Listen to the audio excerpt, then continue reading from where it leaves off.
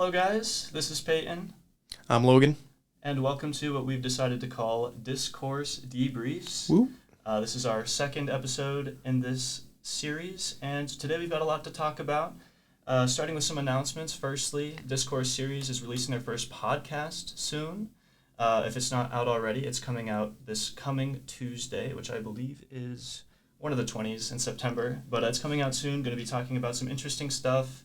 Talking about, academic freedom within the university setting.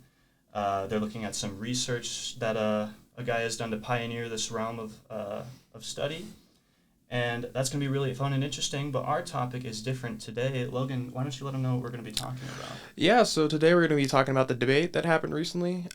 So how we're structuring this, just a little background info. We're recording these on Fridays and uploading them on Fridays, but we're recording this, what is today? The 13th. This will go up next Friday. So for you guys, it's been about a week since the debate. For us, it's only been a few days. So we're going to be talking about the presidential debate that happened on Tuesday. We're going to try to keep, the actual politics side out of it and just talk about the structure of the debate, what's important about it, how it kind of ties into what we're doing at Discourse series. Just have a good conversation. Peyton, how do you want us to get started on this? Yeah, well, I guess we could start with just initial thoughts. So not only is it important for all of us young people to watch this, just, to be informed on who our next country's leader is going to be, but I'm also taking an argumentation class where the big project is we do a structured debate. And so we were actually assigned to watch it and take notes on the structure of the debate, not so much, the political aspects of it, but the structure and how it was run. And I noticed a few things. I took some notes, and, there's a lot to say. I mean, first and foremost, the the candidates are definitely, controversial figures, right? So there's a lot of heat going into this. Donald Trump, whether you love him or not, has a certain kind of attitude and a certain kind of rhetoric, and he uses it both to his strength and to his weakness, as we saw in that debate. And for this one, Kamala was, a lot of people are uncertain as to who she is, and this was her big moment to show everyone that on the national stage. And she did so to some avail with certain strategies. But yeah, Logan, what do you think about, let's just start with the objective structure of the debate, the muting of mics, the attempted 2 minutes per speaker system. What do you think? I mean, I think it's good an idea. I mean, it falls apart very easily. Like I saw a graphic that I think on every topic, Trump had the last word. Yes. Whether he interrupted or not, or was just given time to have the last word. So I think, you almost need to enforce it. I think they could have been a bit more liberal with muting the mics if, a candidate was speaking out of turn. But at the same time, then you're kind of dealing with, okay, are you censoring, a presidential candidate? That's a pretty big deal. So, I mean, there's a balance. It's certainly not an easy job for them. I think they did a fairly good job. I mean, there's only so much you could do with people like that. But as far as the actual rules themselves, I mean, again, it's good in theory. Just hard to moderate for sure. No, 100%. I'm happy that you mentioned that idea of censorship and whether or not the moderators were perceived as biased, because you're right. Trump did get the last word almost every single time, and one time that Kamala did try to get it, they shut her down pretty hard, and I think that was to maintain this idea of being in the middle. Because if for sure. You address one candidate being like, wait, let me speak, then it's going to look like you're biased towards someone. And that's definitely something that we have to account for with debates and discourse. If there is a moderator, you may just think, wow, the person just asks questions, that's not too important of a role. But in fact, it's the exact opposite. The moderator can control absolutely everything when it comes to, which message is winning, how time is distributed, and I think I agree with you that they did a pretty good job given, the stress of the situation and the weight of the debate that it held. In terms of, maybe rhetoric or rhetorical skills for the candidates, what did you notice?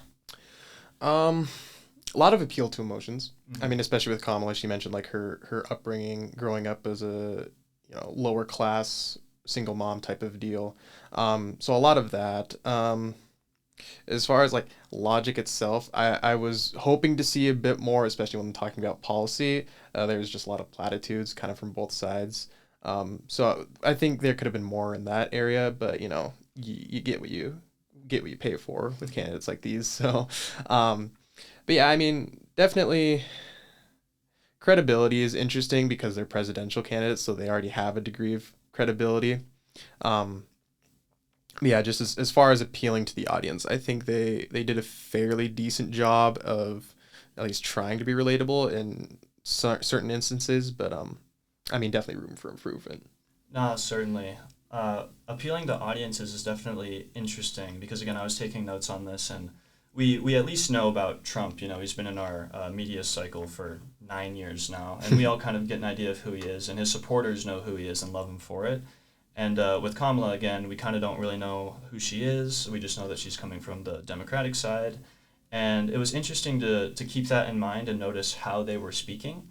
So with Trump, for instance, he would take some issues. He referred to immigration at least 3 separate times on questions that weren't about immigration. But nonetheless, that's a very important issue to him and to his constituents. And a lot of his rhetoric, a lot of his, some people would call it fear-mongering. But that was very clearly directed to his supporters, the people who are already there and the people who he hopes will rile their families up to go out and vote for Trump. And then on Kamala's side, it's interesting. Of course, she has a lot of you know uh, talking to women, speaking out about women's health as a woman herself. I noticed a lot of speaking out to the youth who tend to be worried a lot about income. So the audiences were very different across both Kamala and Trump, but at the same time, how can you speak to literally every American in the United States? That's kind of a heavy burden to hold. Yeah, I'm glad you brought that up, especially like addressing their specific audiences and their bases, because we're in a time where the swing voters are like not a thing. Everyone pretty much has it in their mind who they're voting for, regardless of the debate. I mean, obviously, the last debate consequences were quite extreme, but as far as this debate, like, it really didn't matter. I mean, it was a chance to just really reinforce what we already knew about our candidates. So I kind of want to ask you, like, what is the actual purpose of these debates? Because as far as presidential elections, they rarely do anything, at least not anymore. Historically, that hasn't always been true, but like modern day debates are frankly just pointless. So I guess what's your opinion on that? Yeah, well, I was going to ask you that question, but yeah, no, that's a very understandable opinion, and I probably tend to agree with some caveats. You're right that most people these days, especially, have their minds made, I would imagine, and while there is a margin in the middle who may or may not be able to be swayed, it's definitely a small margin. Granted, it's probably an important margin given how close our elections have been recently. But in terms of like the meta idea of, what is the purpose of a debate? What are we doing here? Does it change any minds? And I like to think that, intellectually honest debates where we have good, respectful moderators, good, respectful participants, real change can be made. But there's some important aspects of that weren't present in this debate that are important and should be there in the future. So one is just, intellectual honesty. Granted, you don't have to lose like emotional appeal or anything with that, but intellectual honesty is really important because that's the only way that anyone can really work towards changing their mind or seeing things from another position. Another thing I imagine would be, just not with heated politics. People have to remember that, and this is hard to recognize, but most people in this world are probably good people at the end of the day, and they just have different perspectives and slightly different priorities. But the main one that everybody shares is we all probably want most people to be happy. And if you can remember that going into some kind of argument or discourse, then you can actually make strides towards unity, which wasn't necessarily demonstrated with this debate. But what do you think? Yeah, I think I agree with what you're saying. I think a way that we can kind of strive for this is just to have like a separate, like, almost pre-debate, during debate, post-debate kind of attitude. So like if you notice pre-debate, like the presidential debate, Kamala went and shook Trump's hand. That's something that, doesn't, it should happen, but it honestly doesn't very often. So there's very like you're heated in the moment of the debate, but you're still respectful. I mean, like friendly debates even. Like I have arguments with my friends all the time. They're still my friends, even if we disagree and we get heated about it. So it's important to recognize that in an argument, that's completely separate of your pre-existing relationship with a person like that. So, I mean, there's different ways you can look at this, but ultimately just realizing that debates are debates, you're going to get heated, and you just need to be able to deal with that, I guess. Yeah, I guess you kind of feel the same way about that.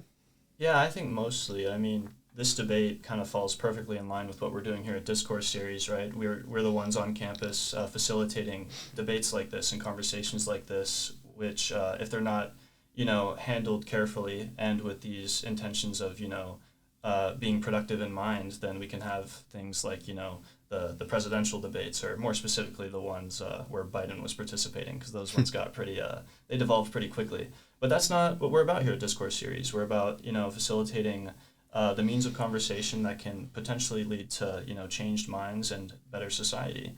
And seeing this debate live was both a little disheartening, but also inspiring, because we can learn from it and take the steps moving forward to have real productive discourse in the future moving forward.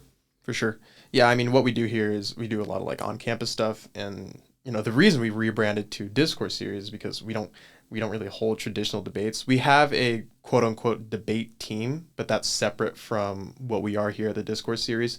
So we do, like we mentioned last week, we do a lot of events, have a lot of speakers and stuff like that. So yeah, I think it's important that we can take all the positives and the many negatives from the presidential debate and kind of use it to really recognize what our purpose is here at Discourse Series.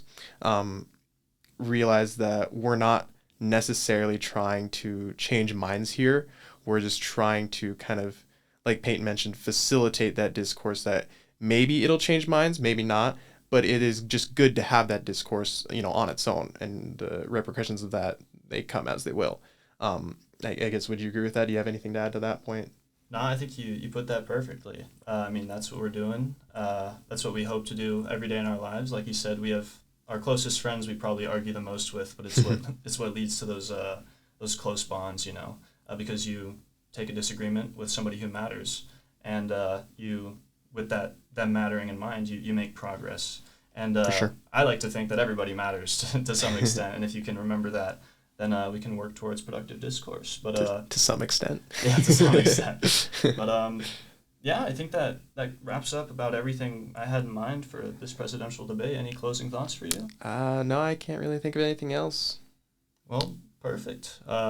This has been the Discourse Debrief. We'll be on the Discourse Series social media platforms, specifically YouTube. That is our domain. But other platforms as well every Friday. Thank you for tuning in, and we'll see you guys in the next one. Yep, see you guys. Goodbye.